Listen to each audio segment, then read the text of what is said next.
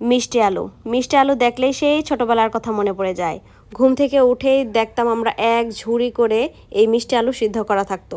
তো আমাদের মায়েরা কি করতো, এই মিষ্টি আলুগুলা ছুলিয়ে আমাদেরকে খাওয়াতো। আমরা সবগুলা বাচ্চাই এই মিষ্টি আলু খুব মজা করে সকালবেলা ঘুম থেকে উঠে আমরা খেতাম। এই মিষ্টি আলু খাওয়ার কিন্তু অনেক উপকারিতা আছে।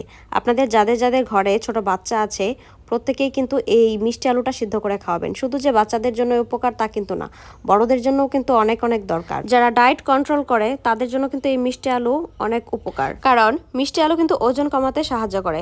এছাড়াও যাদের হজমের সমস্যা আছে, হজমের সমস্যাও কিন্তু নিয়ন্ত্রণ করে এই মিষ্টি আলু। এছাড়াও যাদের ডায়াবেটিক্সের সমস্যা আছে তাদেরও কিন্তু এই মিষ্টি আলু অনেক উপকারী। মিষ্টি আলু কিন্তু রোগ প্রতিরোধের ক্ষমতা বাড়ায়। কলার চাইতেও বেশি পটাশিয়াম পাওয়া যায় এই মিষ্টি আলুতে। মিষ্টি আলুতে থাকা ফাইবার ব্লাড সুগার ও কোলেস্টেরল কমাতেও কিন্তু সাহায্য করে। গর্ভবতী মায়েদের জন্য কিন্তু এই মিষ্টি আলু অনেক দরকারি। যাই হোক, অনেক বকবক করলাম, আমার মিষ্টি আলু ছড়ানো শেষ। তো এখন এটাকে খাবো।